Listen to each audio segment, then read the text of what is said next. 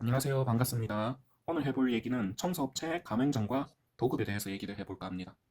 제 영상 초반부터 제가 유튜브를 시작한 이후부터 꾸준히 들어왔던 질문이고, 가맹점 어떻습니까? 뭐 그런 질문을 뭐 이메일로도 많이 들어오고 댓글로도 종종 들어오고 해가지고 요거로 영상을 제작해 봐야 되겠다 생각을 하게 됐고, 청소업체를 처음에 고민하는 분들이 가맹점에 대해서도 생각하는 분들이 꽤 있을 겁니다. 가맹점에 대해서 생각하는 분들도 있을 거고 도급을 받으려는 분들도 꽤 있을 거예요. 청소업체 초창기 분들이나 이제 시작하는 분들 기준으로. 일단 결론부터 얘기하면은 저는 둘 다 하고 있지 않아요. 요 시스템에 대해서 어느 정도는 알고 있는데 둘 다 하고 있지 않습니다. 그리고 결론부터 얘기하면 저는 굉장히 비추천합니다. 비추천하고 요걸 할 것 같으면 요렇게 할 것 같으면 저는 직장을 다니겠어요. 차라리. 창업의 장점과 내가 사장이 된다는 장점은 특히 계단 청소 같은 경우는 내 스케줄 내 마음대로 조절할 수 있고 내가 하고 싶을 때 하고 일을 줄이고 싶을 때 줄일 수 있는 장점이 있어요. 청소 같은 경우는. 특히 계단 청소 같은 경우는 누구 하나 간섭하는 사람이 없죠. 그게 굉장한 장점이라고 보거든요. 저는 실제 일하면서 스트레스 받는 거는 하나도 없었어요. 고객이 터치를 안 해요. 고객 얼굴을 볼 일도 없고 내가 아침에 하든 저녁에 하든 다음날 하든 그 조 안에만 하면은 되거든요. 한 조 안에만 청소를 하면 됩니다. 저는 그렇게 만들어 놨어요. 시스템은. 근데 이 모든 걸 박살내는 게 저는 가맹점과 도급이라고 생각해요. 일단 도급을 받게 되면 뭐 통상 15%에서 20% 정도 금액을 떼가죠. 금액을 떼가서 내 혼자 하면은 예를 들어서 500만 원을 벌었다. 그러면 여기에 100만 원을 송금을 해줘야 됩니다. 그러면 나는 400만 원을 가져가게 되겠죠. 그리고 도급업체에 어쨌든 얘기를 하고 커뮤니케이션을 맺어가고 제가 알기로는 청소업체에 갑질하는 사장님들은 많이 없는 걸로 알고 있어요. 어쨌든 인간관계에 대한 스트레스가 올 수도 있는 거고 같이 일을 하다 보면은. 그래서 저는 이런 굉장한 장점이죠. 자유, 어, 관계에서 오는 스트레스. 이 모든 장점을 개박살내는 게 요 가맹점이나 도급이다 생각해요. 요걸 할 바에 저는 그냥 직장을 다닐 것 같아요. 제 개인적인 생각이고 제 의견입니다. 의견이고 이거 도급을 받으려고 하는 목적이 뭡니까? 막상 청소업을 시작하고 하니까 무서운 거죠. 사람 원래 그래요. 대한민국은 특히 더 그래요. 뭉치는 걸 좋아하고 쓸데없이 뭔가 모임도 많죠. 뭐 개모임부터 시작해가지고 옛날에 뭐만 하면 커뮤니티 만들고 뭐 뭉치고 카톡방 만들고 카톡방 그냥 뭐 좋은 정보 나오는 걸 못 봤어요 저는. 진짜 카톡방이니 커뮤니티니 뭐 만들죠. 저는 그런 건 찬성하거든요. 건강 정보라든가 운동 정보라든가 그런 걸 저도 운동에 관심 있어서 만들어 볼까 생각하는데 그런 거 말고 돈에 관한 거는 썩 도움이 되는지 모르겠어요. 어쨌든 마저 얘기하면은 돈을 떼줘야 되고 간섭을 받고 관계를 맺어가며 일을 해야 되는 거죠. 안정감을 찾기 위해서 어딘가에 소속되고 싶어 하고 특히 이게 어떤 부류가 많냐면 평생을 직장만 다니는 분들 어딘가 대기업에 소속되어 일하거나 그게 아니더라도 어딘가에 평생 소속되어 일한 분들 이분들 특징이 청소업을 시작하면 외로워해요. 좀 웃기죠. 사업하는데 외롭다는 게. 근데 이게 당연한 절차거든요. 이게 익숙해져야 돼요. 혼자 하면은 본인이 뭔가 뒤에 간판이 없는 것 같아요. 직장이라는 간판. 근데 이게 당연한 거고 이게 어느 정도 적응이 되면은 이제 되거든요. 그 수익이 들어오는 수익과 이런 자유로움과 관계성 필요 없는 거를 굉장한 장점으로 보는데 그래서 어쨌든 이게 말이 꼬였습니다. 꼬였는데 음, 저는 혼자 하는 걸 추천드려요. 오히려 추천드리고 이건 제 생각입니다. 그리고 가맹점에 대해서 좀 마저 얘기해 보겠습니다. 가맹점을 하면은 통상 교육받으라는 곳이 많아요. 근데 이 교육비도 상당하죠. 상당하고 교육 내용에서 보면은 조금 그런 데가 있기는 있어요. 뭐냐면 영업에 대한 거나 청소 일을 따는 방법이나 뭐 그런 걸 가르쳐야 된다고 생각해요. 저는 기초 사업자 같은 경우는 굉장히 중요한 부분 중 하나가 영업이 한 70% 이상은 들어간다고 생각해요. 어떤 고객을 상대하는지, 어떻게 상대하는지, 그리고 어디서 일을 따는지, 온라인으로 따는 방법, 오프라인으로 홍보하는 방법. 이런 게 70%고 나머지 청소 기술 교육이 한 20%, 뭐 10%는 뭐 기타, 주의사항이라든가. 저는 이렇게 개인적으로 청소 교육은 구성이 돼야 된다고 생각하는데 처음 하는 사람들은요. 근데 가맹점 같은 경우는 다 그런 건 아닙니다. 매뉴얼 교육이 많아요. 이게 뭔 얘기냐? 매트리스 청소기나 뭐 그런 거 같은 경우는 청소기가 300에서 500만 원 이런 식으로 고가이죠. 뭐 더 넘을 수도 있고 좀 덜 될 수도 있는데 이 청소기 다루는 방법에 대해서 교육을 하는 거죠. 버튼을 키는 방법, 뭔가 청소기 부품 조립하고 물 빨아들이는 방법, 물 쏘는 방법, 뭐 그런 거에 대해서 교육하는 거는 사실 설명서 보면 되죠. 설명서 보고 하면 되는데 그런 걸 하는 데가 있어서 말씀드린 거고, 저희 지금 가맹점 얘기하고 있다, 그쵸? 가맹점에 대해서 마저 얘기를 하면은 가맹점은 도급보다 더 한 것 같아요. 어, 제가 알기로는 뭔가 요즘에 이슈, 요즘이 아니라 꽤 오래전부터 이슈 많이 되죠. 프랜차이즈 갑질. 뭔가 어떤 특정 프랜차이즈가 가맹 점주 상대로 갑질하고 막 일방적으로 계약 해지하고 뉴스도 한 번씩 나오기도 하고 유튜브에서도 한 번씩 보이기도 합니다. 근데 청소업체 같은 경우는 갑질하는 사장님들이 없어요. 가맹점 기준입니다. 가맹점 기준으로 제가 아는 그 프랜차이즈 사장님들도 대부분 30대가 많아요. 제 나이 또래들이 많고 그분들은 깔끔하게 사업합니다. 뭐 가맹점주들 상대로 등쳐먹는 분들도 없고요. 근데 문제는 뭐냐? 여기에 소속돼서 할 것 같으면은 직장을 다니지. 왜? 그리고 여기에 도급을 받아서 하는 거죠. 마찬가지로 일정 수수료 뭐 20%라든가 이런 식으로 떼주기도 하고요. 그리고 기초 비용이 좀 들어갑니다. 초기 비용. 일단 가맹점 같은 경우는 제가 알기로 대부분 청소기를 사야 돼요. 이게 몇백만 원이 합니다. 몇백만 원이 하고 그리고 뭐 기초적으로 광고 비용이라든가 인테리어 비용이라든가 상가도 있어야 될 거고요. 그래서 제가 알기로는 기본적으로 한 2천만 원? 적게는 1, 2천부터 많게는 한 4, 5천까지 들어가는 걸로 알고 있어요. 뭐 더 적게 들어갈 수도 있고 자세한 건 모르겠습니다. 이거는 자세한 거는 가맹점마다 다른 걸로 알고 있어요. 근데 간단하게 최소한 청소기는 사야 된다고 했죠. 청소기가 한 400만 원 돈 된다고 치죠. 뭐 월 할부금 10만 원 이런 식으로 받을 겁니다. 받아서 저는 매트리스 청소 시작해서 계단 청소로 넘어온 케이스지만 만약에 받았을 때 본인 생각과 다르면요. 이 비용 어쩔 겁니까? 좀 그렇겠죠. 저는 청소업이라는 게 굉장히 장점이 영원에서 시작할 수 있다는 거죠. 무에서 유를 창조하는 사업이라고 생각하거든요. 저는 가끔 이해 안 되는 분들이 청소업을 하면서 좀 비싼 걸 추구하는 분들, 뭔가 벨트 하나를 써도 좀 비싼 거, 뭐 빗자루 하나도 좀 좋은 거. 청소는 말 그대로 쓸고 닦고 깨끗하게 만드는 겁니다. 고객들은 관심이 없어요. 이 사람이 청소기를 1,000만 원짜리를 쓰든 뭐 100만 원짜리를 쓰든 깨끗하게만 해주면 되고 친환경 제품 쓰고 그런 걸 좋아하지 관심이 없어요. 그리고 마저 얘기해보자면 음식점 같은 경우는 프랜차이즈 로열티가 있어요. 예를 들면 뭐 BBQ라든가 교촌 대표적인 치킨집이죠. 그리고 굽네, 뭐 지코바, 네네 등등 여러 가지가 있는데 치킨을 시켜 먹을 때 이런 브랜드 네이밍을 보고 뭔가 특정 브랜드마다 맛있는 그런 게 있지 않습니까? 굽네 같은 경우는 말 그대로 구운 치킨이고 지코바도 마찬가지 숯불, 네네치킨은 파닭. 저는 여기 네네치킨 파닭 자주 먹거든요. 어딜 가든 뭐 비슷하고 그런 브랜드 네이밍이 있죠. 근데 청소는 생각해 봅시다. 청소. 청소업자들 사이에서는 있죠. 여기 업체가 유명하다, 저기 업체가 유명하다 이렇게 할 수가 있어요. 할 수가 있는데 고객 입장에서 보자고요. 알게 뭡니까?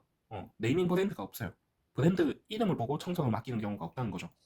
BBQ라든가 BBQ라든가 뭔가 그런 거는 믿고 시켜 먹는 데지 않습니까?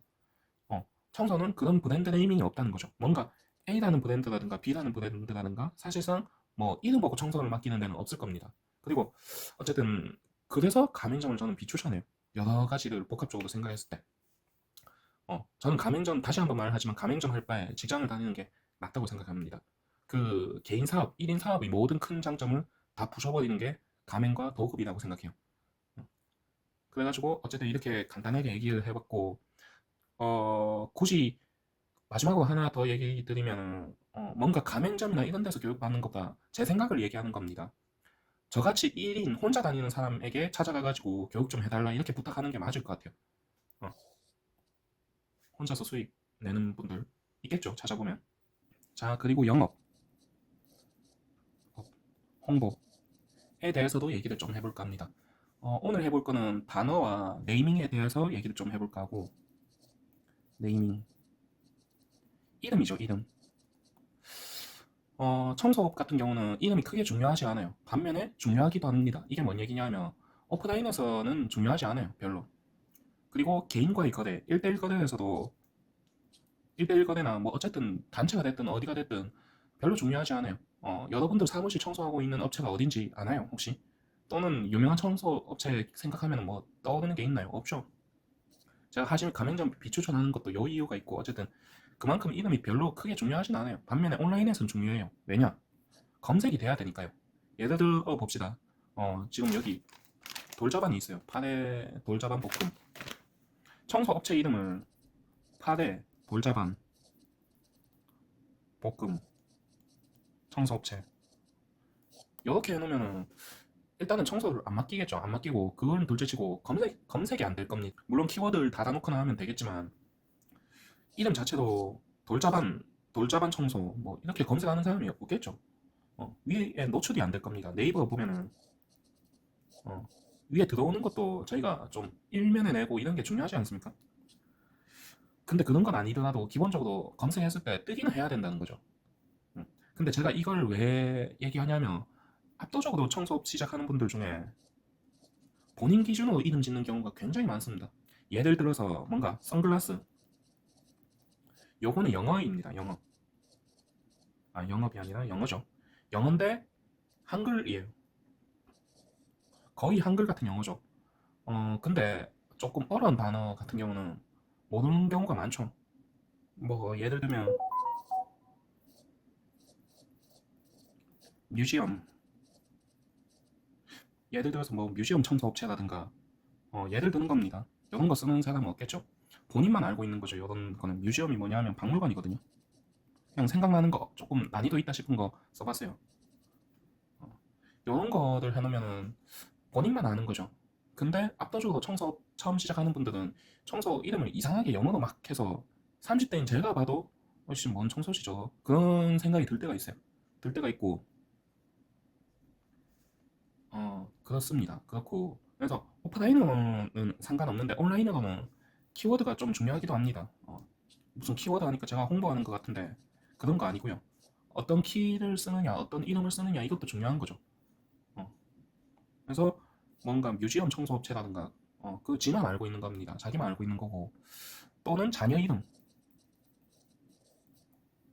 해지 청소업체라든가 뭔가 지현 클리닉. 일단 애들이 크면은 별로 안 좋아할 것 같은데 개인적으로 뭐 그게 아니더라도 생각하더라도 본인만 좋은 거죠. 본인 기준에서 청소업체를 짓는 거란 말이야 이름은. 그래서 이렇게 네이밍에 대해서 얘기를 해봤고 여기 관련해서 또 파생되어 나오는 게 단어. 단어에는 긍정적인 것과 부정적인 게 있어요. 이게 뭔 얘기냐면 뭔가 어떤 단어를 떠오르고 물건을 생각했을 때 긍정적인 효과가 나게 하는 느낌이 있고 부정적인 단어를 생각했을 때 뭔가 죽음이라든가 죽음, 사망, 고통 예를 드는 겁니다. 이런 단어들을 쓰거나 뭔가 조금 직장이라는 단어도 어떻게 보면 부정적인 단어에 들어가는 것 같아요. 저는 왜냐하면 직장에 대한 스트레스를 받는 분들이 많기 때문에 반면에 긍정적인 거는 생명, 탄생, 아이, 그리고 자유, 평화 예를 드는 겁니다. 이런 단어가 있겠죠. 이 단어를 쓰고 그 다음에 뭔가 이어지게 만들면은 거기에 대해서 긍정적으로 효과를 느끼게 되거든요. 마케팅 어법 중에서 그런 게 있어요. 그러니까 앞에 소를 보여줘요. 소를 보여주는데 죽은 소를 보여줘요. 죽은 소가 아니라 그 좀 병든 소를 보여주고 그 다음에 광우병에 대해서 다루잖아요. 광우병에 대해서 다루면은 소는 안 좋다, 외국 소는 안 좋다, 외국 소는 광우병이 있다 이런 식으로 인식을 주는 기법이 있거든요. 예를 드는 겁니다. 여기에 관해서 자세히 몰라요. 그리고 또 마저 얘기해 보면은 앞에 긍정적인 걸 좋은 걸 보여주는 겁니다. 예를 들면 뭐 생명이라든가 좀 긍정적이고 좋고 밝고 누구에게나 그런 좋은 모습을 보여주고 그 다음에 본인에 대한 걸 딱 보여주면 거기에 대한 긍정적인 효과가 나타나거든요. 마찬가지 이게 단어도 뭔가 온라인에서 홍보물을 제작하거나 할 때도 단어 선택도 중요해요. 요거를 검사하는 사이트도 있거든요. 한번 찾아보면 있을 거예요. 본인 글 쓴 거에 체크를 한번 해보면 좋죠. 어떤 내가 부정적인 단어를 특히 많이 쓸 수도 있고, 그러면은 글을 쫙 써놓으면은 고객이 유입이 되잖아요.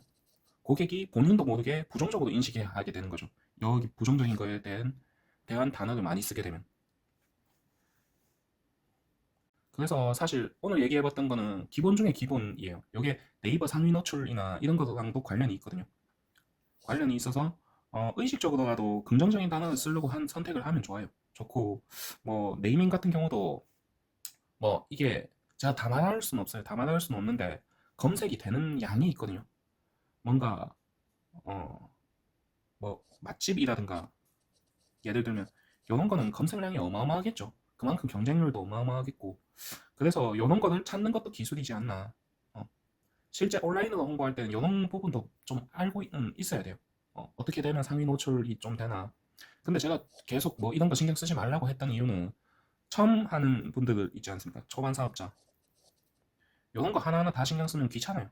피곤해요, 굉장히. 피곤해서 지속하지 못합니다. 못해서 이런 거 신경 쓰지 말고 뭐 조회수 100이 나오든 그 네이버 블로그입니다. 블로그 기준으로 조회수 100이 나오든 50이 나오든 그냥 계속 글을 쓰면은 그 글체가 좋아지게 되죠. 그리고 어느 정도 갖춰졌을 때 이런 것도 이런 기법, 긍정 단어, 부정 단어 이런 것도 체크를 해보시고 청소업체명도 바꿔보시고 청소업체명도 굳이 하나로 일관될 필요는 없어요. 온라인, 오프라인 따로 쓰기도 하고 여기에 따로 저기에 따로 쓰기도 합니다.